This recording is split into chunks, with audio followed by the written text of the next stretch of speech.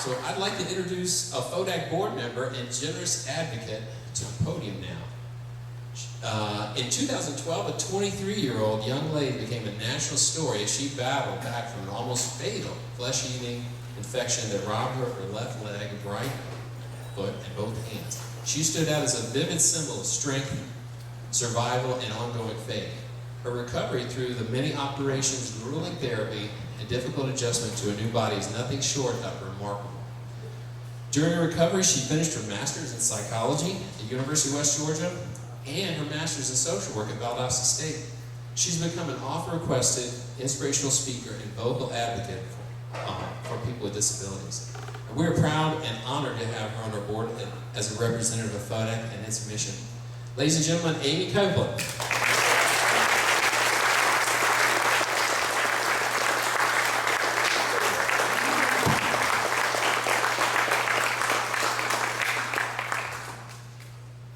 Hello, everyone. It's an honor and a privilege to be here with you all today, but most of all, to be a part of FODAC every day. It has certainly changed my life for the better. It was 4 years ago after I contracted the flesh-eating bacteria that I first learned of FODAC. After several months in the ICU, I was transferred to Shepherd Center in Atlanta. And when I left Shepherd Center, I was very surprised to find out that I would not be going home with the wheelchair that we had talked about. In fact, it would be several weeks before my custom wheelchair would be built. And my family and I had no idea what we were going to do. My parents would be going back to work, and I would be home all alone. When they showed me the wheelchair they were sending me home with, and I was very surprised to see that I couldn't even push myself a few feet in this wheelchair. How would I get to the bathroom? How would I feed myself? These were some of the questions that I had. But luckily, God put FODAC in my life about a week before that. Chris Brand and my dad are both Rotarians, and Chris Brand had actually been speaking to my dad's Rotary Club. I mean, how's that for just meant to be?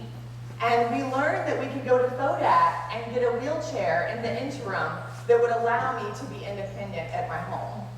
And so we came out and we checked out the warehouse and the Christmas room, and I was astonished. I not only went home with a wheelchair that I could get around with all on my own, but I also went home with a new passion.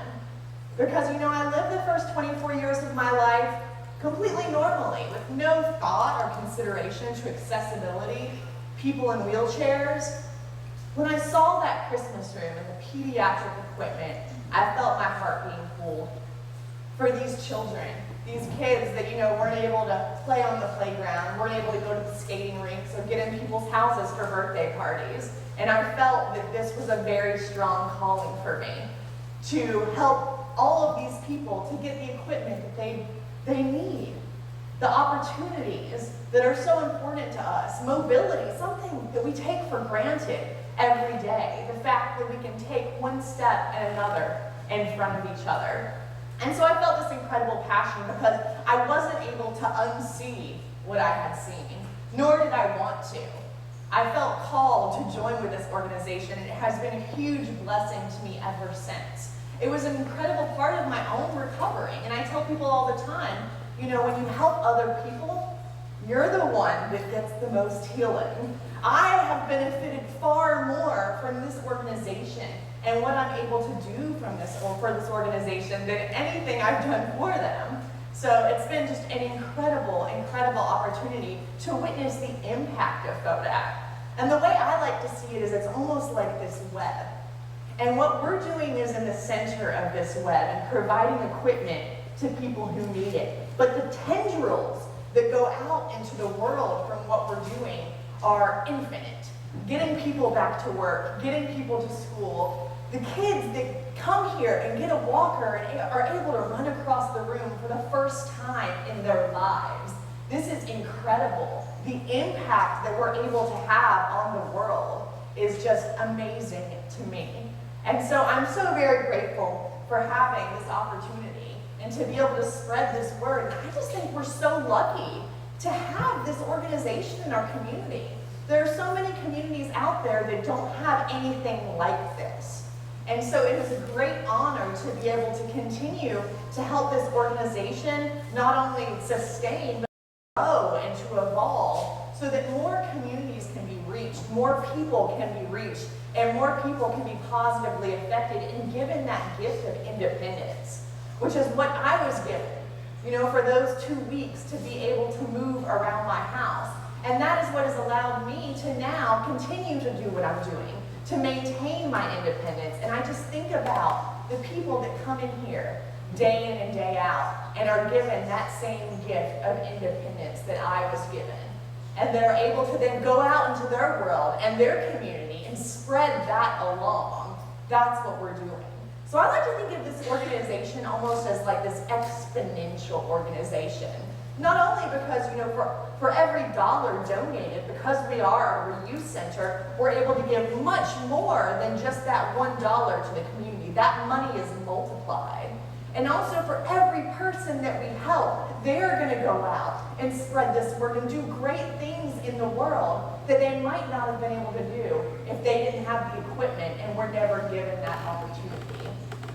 So I am just amazed every day. Every time that I get to come in here, this feels like family to me. This feels like home. When you walk through the door, there's just an incredible sense of peace, of calmness, an incredible sense of empathy and compassion. And I think that these are all the things that FODAC embodies for every single person that walks through that door.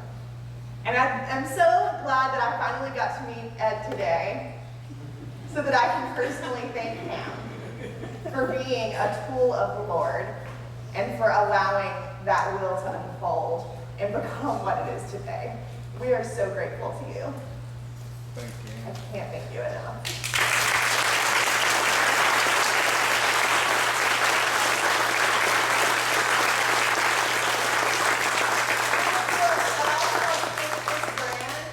Who is continuing that vision and continuing to allow that mission to unfold every day in all the work he does. He works so incredibly hard giving himself to this organization. It's really amazing. I have seen very few people who are as dedicated to what they do as Chris is.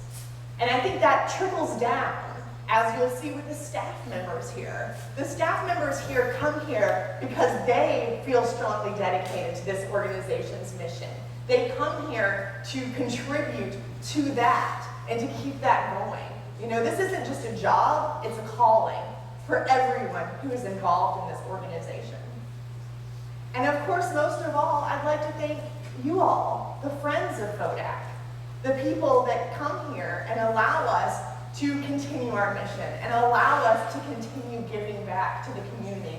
Thank you for not turning around and turning your back and pretending like you didn't see this. Thank you for not being able to unsee what you have seen and for having that passion and that dedication and allowing us to grow and to evolve so that we can continue to reach our tendrils out into the world and bless everyone who comes here.